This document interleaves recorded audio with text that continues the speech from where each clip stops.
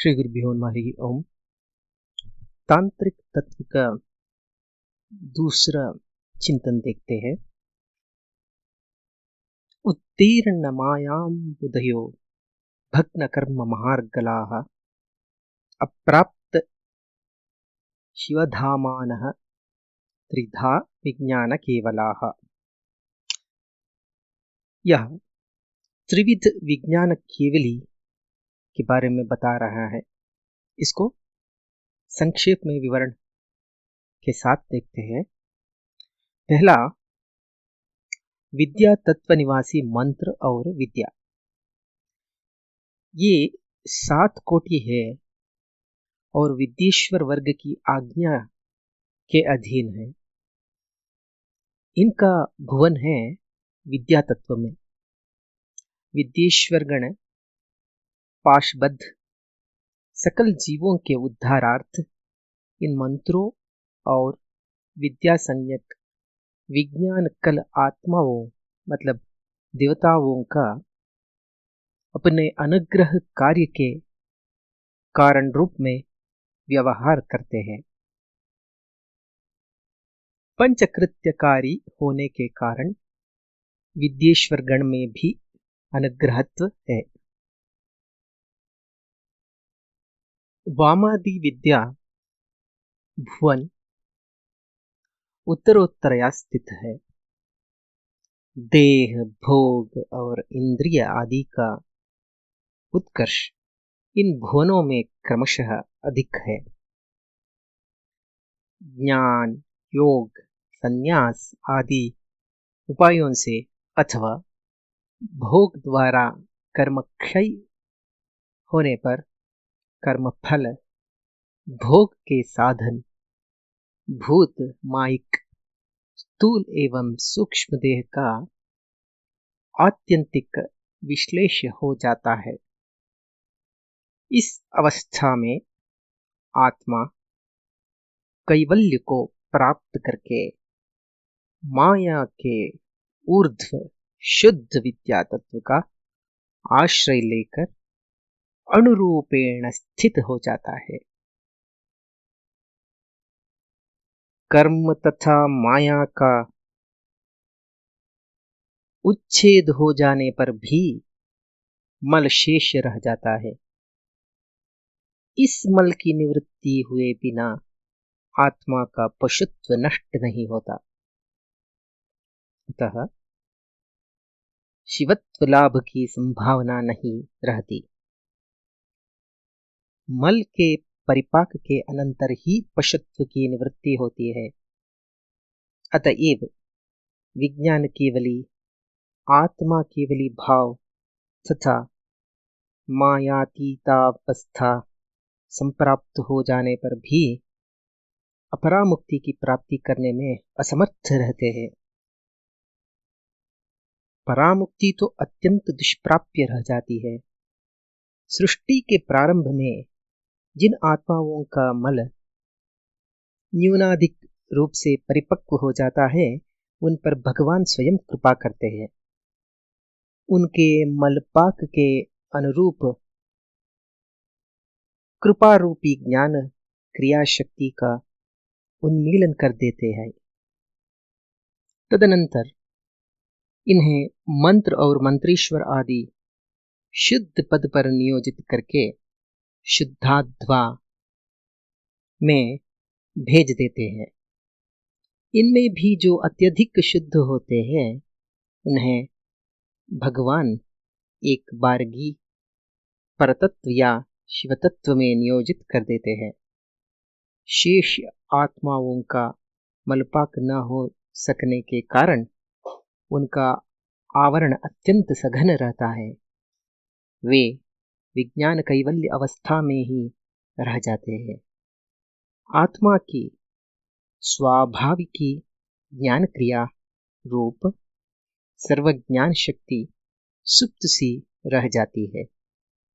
अतएव कैवल्यावस्था में भी इनका पशुत्व निवृत्ति नहीं होता।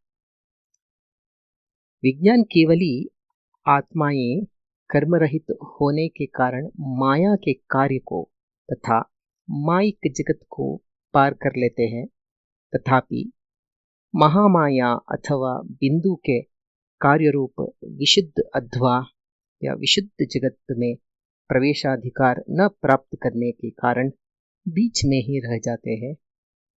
कैवल्य तंत्र सम्मत मुक्ति नहीं है। अब देखते हैं दूसरा, जो ईश्वर तत्व निवासी विद्येश्वर।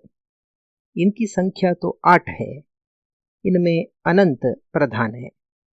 ईश्वर तत्व में इनके 8 भुवन हैं। इनमें भी उत्तरोत्तर गुणों की अधिकता परिलक्षित होती है। शिखंडी से श्रीकंठ में अधिक गुण हैं। इनके भुवन, भोग, देहकरण आदि शिखंडी की अपेक्षा श्रेष्ठ है। श्रीकंठ से त्रिमूर्ति अधिक वैभव युक्त है। इन सब की अपेक्षा अनंत परमश्रेष्ठ तथा ईश्वर है। इनका मल शांत है, मात्र किंचित अधिकार वासना शेष है। ये सभी शिव द्वारा ही अनुग्रहित होते हैं।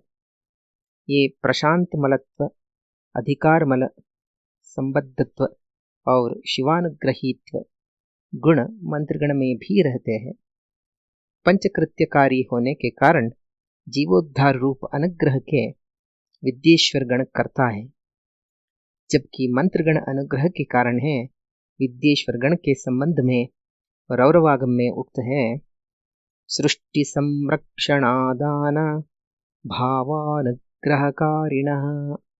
मतलब ये सृष्टि, संरक्षण, संहार, निग्रह तथा अनुग्रह, ये जो पंच कृत्य है, इनको देते हैं, इनका दाता है। इनकी आत्मशक्ति शिव के अनुग्रहात्मक संसर्ग के कारण विकास को प्राप्त हो जाती है। शिवर का कर संपर्क विकासात्मीय शक्तयः बोला गया है। अब आइए देखते हैं तीसरा, सदाशिव तत्वस्थ भुवनवासी पशु अथवा संस्कार्य सदाशिव। ये सदाशिव अथवा अधिकारावस्थापन्न शिव के समान पंचकृत्यकारी है। सदाशिव तत्वाश्रित होने के कारण ये भी सदाशिव नाम से परिचित है। ये पारमेश्वरी कृपा के कारण शुद्धाध्वा के ऊर्ध्व में स्थित है। शुद्धाध्वा में विद्या, ईश्वर और सदाशिव तत्वों के आश्रय से भोक्तृवर्ग के सहित 18 भुवन मुख्य है। प्रत्येक भुवन में उन भुवनों के अधीश्वर रहते हैं। इन आत्माओं ने तत्त भुवन में अधिष्ठाता की आराधना द्वारा अथवा दीक्षा के प्रभाव से इन भुवनों में स्थान प्राप्त किया है। सूक्ष्म स्वयंभू आगम में उक्त है, यो यत्राभिलषेद् भोगान् स तत्रैव नियोजितः सिद्धिभां मंत्र सामर्थ्यात्। जो जिस भुवन के भोगों की इच्छा करता है, वह गुरु के द्वारा उसी में नियोजित होकर मंत्र की शक्ति से सिद्धि प्राप्त करता है। इस संदर्भ में स्वच्छंद तंत्र में विशेष वर्णन प्राप्त होता है। अब प्रलय काल तथा सकल पशु आत्माओं के संबंध में कहा जा रहा है। प्रलय काल में ईश्वर समस्त मायिक कार्य का उपसंहार करके स्थित रहते हैं। प्रलय का उद्देश्य है दीर्घ काल तक संसार में परिभ्रांत तथा श्रांत आत्माओं को विश्राम प्रदान करना, उनके कर्मों का परिपाक करना तथा असंख्य कार्य परंपरा की उत्पत्ति के कारण शक्ति क्षय को प्राप्त माया की शक्ति वृद्धि करना। कला आदि भोग साधन प्रलय काल में विलीन हो जाते हैं। उस समय सभी आत्म समूह कर्म तथा मलरूपी पाश में बंध कर नवीन सृष्टि के उन्मेष पर्यंत माया में अंतर्लीन हो जाते हैं। इन्हें प्रलय कल अथवा प्रलय केवली जीव कहा जाता है। यद्यपि इन्हें कर्मक्षयावस्था नहीं प्राप्त है, तथापि ये सभी प्रलय के प्रभाव से कलादि से रहित होने के कारण एक प्रकार से कैवल्यावस्था में विश्रांत हो जाते हैं। इनमें से जिनका कर्म तथा मल परिवर्तन हो चुका है, वे तत्काल परामुक्ति प्राप्त करते हैं। मलपाक तथा कर्मपाक की अभिज्ञता आवश्यक है। मलपाक प्रधानतः श्री भगवान की शक्ति के संबंध से होता है। कर्मपाक भी अनेकांश में मलपाक के समान ही है। कर्मों में अनेक भेदों की विद्यमानता रहती है। जो कर्म क्रमशः पक्व होते हैं, उनका क्षय जीव का देह संबंध होने पर, मतलब देह प्राप्त होने पर भोग द्वारा होता है। जो एक साथ पक्व होने वाले हैं, इनका क्षय श्री भगवान के अनुग्रह से होता है। उन्हें भोग द्वारा क्षय नहीं करना पड़ता। जिन जीवों के मल, कर्म तथा माया का परिपाक नहीं हो सकता, वे प्रलय काल में नवीन सृष्टि का उन्मेष होने तक मुग्धावस्था में विश्राम करते रहते हैं। जब उन्हें भोग योग की अवस्था संप्राप्त होती है, तब परमेश्वर अनंत नामक विद्येश्वर में स्वशक्ति का सन्निवेश कराकर उनके द्वारा माया तत्व को क्षुब्ध कराते हैं। इससे अशुद्ध जगत की संरचना होती है। अब इस सृष्टि में मुग्धावस्था में पड़े प्रलय काल जीव कलादि भोग साधन को प्राप्त करके सकल पशु रूपेण आविर्भूत होते हैं। इनमें पाशत्रय की सत्ता विद्यमान रहती है। इन सकल पशुओं के अतिरिक्त एक अन्य प्रकार के सकल जीव भी है। इनके मल और कर्म का परिपाक हो जाता है। ये सृष्टि के प्रारंभ में साक्षात परमेश्वर का अनुग्रह प्राप्त कर माया के गर्भ में स्थित जगत का अधिकार प्राप्त करने के लिए अपर मंत्रेश्वर के पद पर प्रतिष्ठा प्राप्त करके रहते हैं और अनंत विद्येश्वर की कृपा से अतिवाहिक देव प्राप्त करते हैं। इन्हें भी सकल कहा जाता है। ये सकल मंडल विश्व के व्यापार को संपन्न करने वाला माया गर्भस्थ आधिकारिक मंडल है। अतिवाहिक देह भी माइक देह ही है। इति पूर्व शुद्धात्मा में स्थित मायोत्तीर्ण अधिकारी आत्माओं का विवरण दिया जा चुका है। इन अधिकारी गण के देह माइक उपादान से रचित माइक देह नहीं है, प्रयुक्त महामाया रूप उपादान से गठित देहधारी है।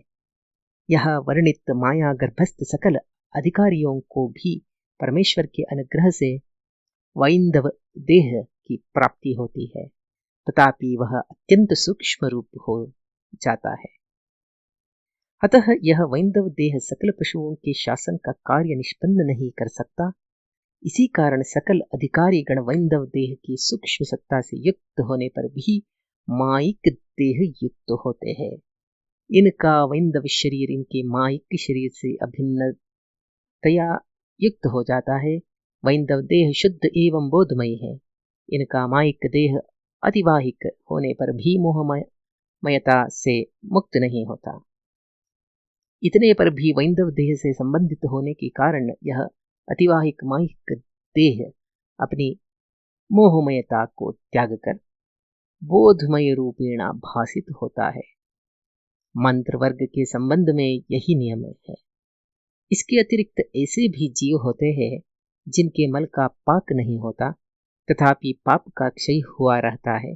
अतः इन्हें विभिन्न भुवनों में आधिपत्य करने योग्य देह की प्राप्ति हो जाती है। ये भुवन अंगुष्ठ से लेकर कालानल पर्यंत विभिन्न स्तरों में विभाजित है।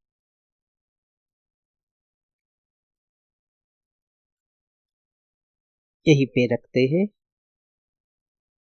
अगले वीडियो में पाश के निरूपण को देखते हैं।